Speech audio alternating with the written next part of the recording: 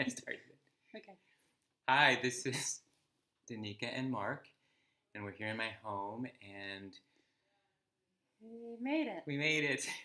We launched a practice run of a retreat concept we've been working on called Wonder, Mm-hmm. One Day Urban Retreat. So we're sort of post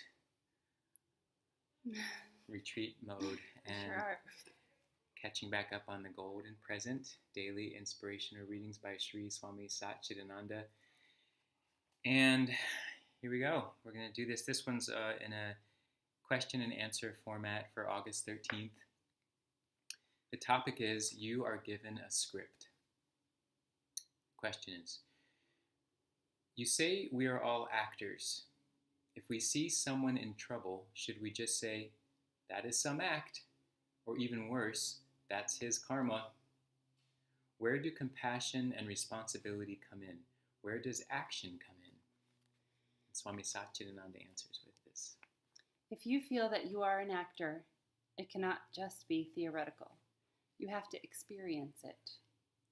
If you have that sincere feeling, then you are totally in the hands of God.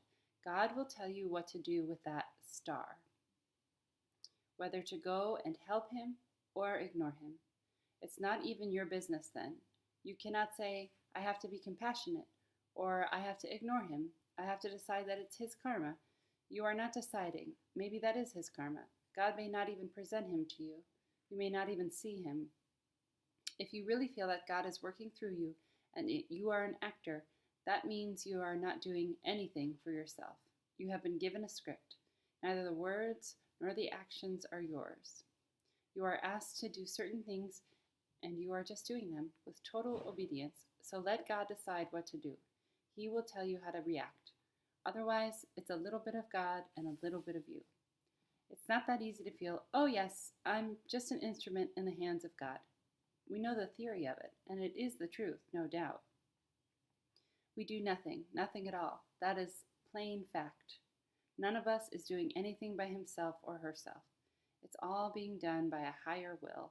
It's because of God's energy, God's consciousness, working through Tuna, working through you, that you seem to be doing a lot of things. There is a beautiful saying in the Quran, without the will of God, you cannot even tie your shoelace. Yeah. Well,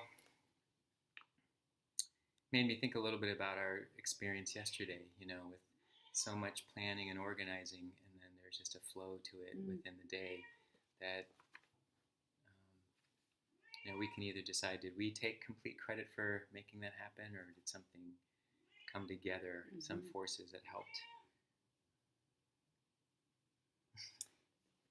Well, it is really interesting, when I've actually from my guru heard this before when I've been so sad about what I see happening in the world, or if you're having a relationship that's tough and you can't understand it, where wherever there's struggle and you're saying it's so hard and struggling, you're just in that place. And he said, it's all a play. So how he's saying you're an actor. Yeah. My guru is saying to me, it's just a play. And so you just watch it. And sometimes plays are tragic, and sometimes they're funny, and sometimes they're sad, and sometimes, they're violent. It was just saying it's all a play. And, we had a speaker at our event yesterday who was talking about pain, and I was thinking the same thing when she was talking about that too. She was saying, you just give a little time to the pain, and then you remember God is working through you and giving you a lesson. Yeah, I like that she offered to not try to just dismiss the pain or like, oh, you should get out of that as soon as you can. Yeah. But allowing yourself to recognize this human body, this being, needs to have time to process some of this as part of the healing. Yeah. But not to indulge in it. Yeah. Because then that starts to create a story of its own. Or be engulfed by it. Or be engulfed. Did she use that? I think she used that word. She used the word engulfed. I like that a lot.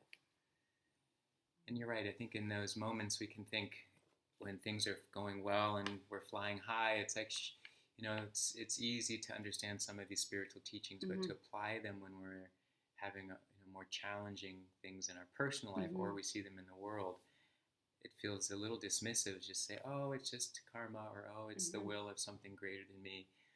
But yet at the same time, when we can say it's a play, or we say that we're all actors, I feel it allows us to get a little perspective shift. But I like here he says we also have to play it well. You know, we it's not just to understand it in theory, but you know, we've been given some part to play. And even if it is to go through some pain, something painful or difficult, as an individual or as a community or country, you know, it's to help us listen into what's most important rather than to be engulfed by the drama of it. Right. And go, oh my God, what are we gonna like?